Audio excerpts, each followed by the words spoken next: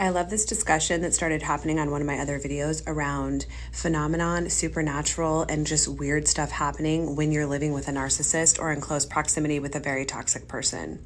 I know in my situation, I had terrible dreams, and often those dreams included spirits, people that had passed.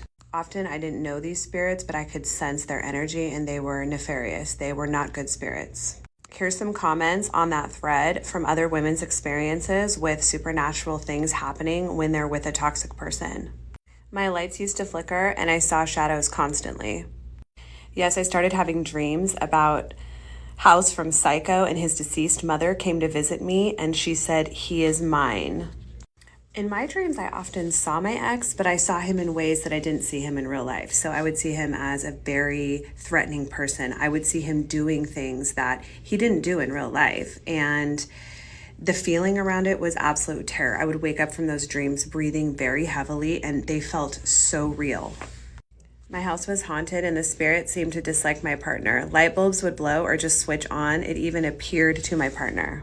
Here's some videos I found on the topic. A few months before I left a narcissistic person, I could not sleep in the same bed as him. He also slept very light, almost as if he didn't need sleep at all. He would think I slept in the guest bedroom due to me being mad at him, and the truth was, it was the only room in the house I could sleep where I didn't wake up in sleep paralysis and have night terrors.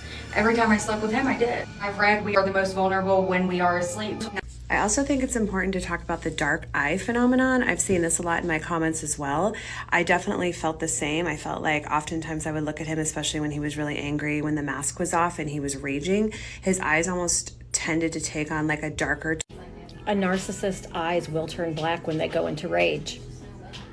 And also things might happen around them too. I remember our garbage disposal used to go off when there was nobody by it. Lights would turn off and on by themselves, and there was an evil presence in that house. But I think it was the thing that was attached to this individual.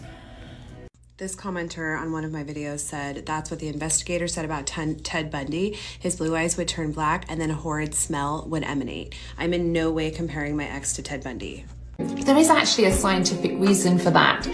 Our eyes have in the middle what we call pupils, though that black round dot that we have, and it will dilate and constrict depending on things like the light that is there. If it's too bright out there, it will start to constrict to protect our eyeballs, our lenses. But actually, when we go into trauma responses, our pupils will also dilate and constrict depending on which trauma response we go into. Now, narcissists are actually amongst the most wounded individuals out there. It may not look like it, but they're always projecting their pain outwardly because it's too painful for them to project it inwardly on themselves.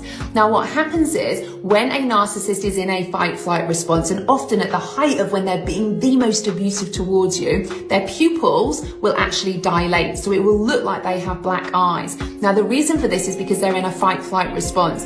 Now, when our bodies are in a fight-flight response, we are literally scanning for cues of danger, and your behavior is dangerous to the narcissist. Just like a wild animal, if they're being chased by a lion, for instance, their pupils start to dilate because their field of vision becomes bigger to scan for the predators. So next time you see the narcissist's eyes looking really, really black, know that they're in a fight-flight trauma response in their body, and actually it's when they are feeling the most vulnerable.